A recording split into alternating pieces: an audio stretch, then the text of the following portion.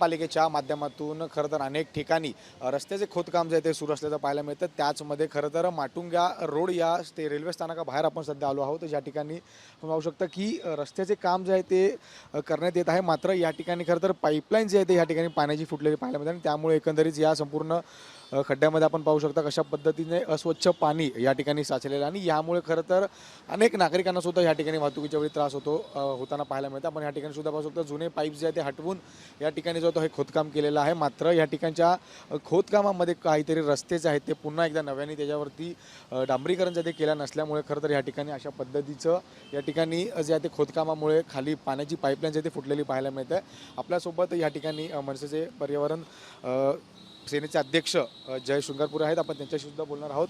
Sir, कसं बघता एकंदरीतच्या माटुंगामध्ये खरं तर अशा पद्धतीने रस्त्याचे काम सुरू असताना पाईपलाईन फुटलेली आहे, तुम्ही या ठिकाणी स्वतः आला आहात, काय म्हणजे तुमची प्रतिक्रिया?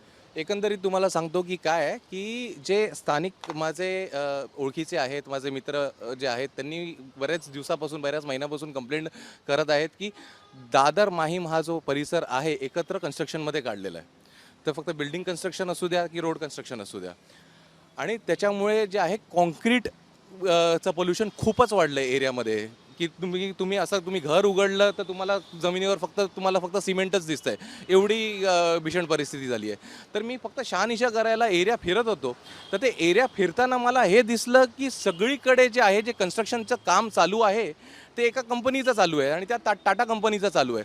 आता टाटा कंपनी जे आहे ते त्यांच्या ज्या मोठ्या मोठ्या ज्या वायरी आहेत ते अंडरग्राऊंड ते घालत आहेत। कुठून घालत आहेत? ते टाटा पॉवर स्टेशन धारावीपासून ते महालक्ष्मीपर्यंत ते घालत आहेत आणि त्या वायर्स घालण्यासाठी त्या लोकांनी सगळीकडे जे आहे ते स्टॉर्म वॉटर ड्रेन, गटाराची लाईन, तुमची BSTची लाईन, तुमची पाण्याची लाईन, सगळ्या लाईन्स फोडून टाकल्या आहेत आणि ते पॅचेसमध्ये ते काम चालू आहेत। तर फोडल्यानंतर ते काय करतायत, त्यानंतर वर सिमेंट टाकून ते निघून जाणार। एका वर्षानंतर मग ते पाणी जर बाहेर येतं तर ABMC काय करतात, ते परत खणतात, परत बघतात अरे पाईप फुटलेला आहे, परत रस्ते खणा, परत तो पाईप बनवा। म्हणजे हा जो प्रोसेस आहे तो नेवर एंडिंग आहे, कंटिन्यूस चालू राहणार आहे।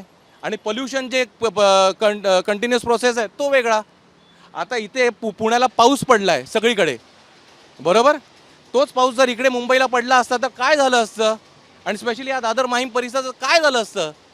पूर्ण मुंबई चोक झाली असती। सगळे स्टॉर्म वॉटर ड्रेन सगळे चोक करून टाकले टाटा कंपनीने।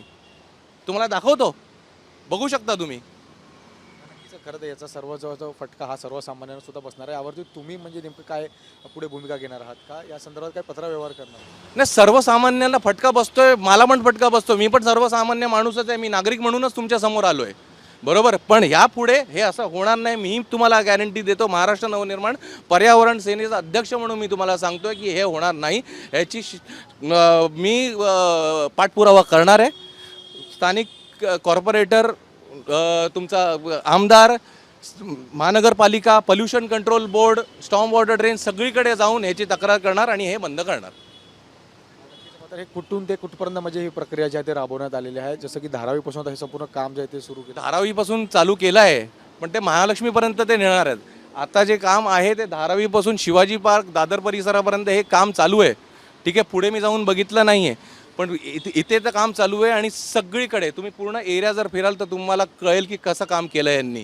ह्यांनी ड्रेन्स यांनी फोडून टाकले, पाण्याची लाईन फोडून टाकले, तुम्हाला आत्ताच्या आत्ता समोरासमोर मी तुम्हाला दाखवू शकतो। यावर तुमची काय मागणी असणार आहे? म्हणजे महानगरपालिकेने या संदर्भात काय म्हणजे भूमिका घेतली पाहिजे? पहिली गोष्ट तर त्वरित हे काम थांबवा, पहिली गोष्ट। आणि त्यानंतर जे नुकसान झालं आहे त्याची पहिली तर भरपाई करा, ते बरोबर करा ते नुकसान, ठीक आहे? आणि त्यानंतर मग बघूया हे काम कसं आहे, त्याच कंपनीला द्यायचं आहे, दुसऱ्या कंपनीला द्यायचं आहे, काय करायचं आहे, पण त्वरित हे काम थांबलं पाहिजे आणि ज्या लाईन्स फोडल्या आहेत त्या बरोबर केल्या पाहिजे, नाहीतर पावसात खूप वाट लागणार आहे मुंबईची। खूप खूप धन्यवाद। तर आपण पाहतोय की कशा पद्धतीने हे मुंबईसारख्या शहरामध्ये खरं तर ही अवस्था आपल्याला पाहायला मिळते आहे। खरं तर रस्त्याच्या दुरुस्तीच्या कामासाठी जे आहे ते हे खोदकाम केलं जातं, मात्र ह्या ठिकाणच्या ज्या घराघरो किंवा बिल्डिंगमध्ये जाणाऱ्या ज्या पाण्याच्या पाईपलाईन आहेत यासुद्धा यामध्ये जे आहे ते फुटलेलं आहे, त्यामुळे एकूणच याचं नुकसान जे आहे ते एक सर्वसामान्यांना सुद्धा पडणार आहे। त्यामुळे एकूणच हे काम जे आहे ते त्वरित थांबावं, त्याचबरोबर या रोडची जी आहे ते दुरुस्ती करावी अशी मागणीसुद्धा यावेळी मनसेच्या माध्यमातून करण्यात येते आहे। व्हिडिओ सिद्धेशसह मी जय पवार, जय महाराष्ट्र न्यूज, मुंबई।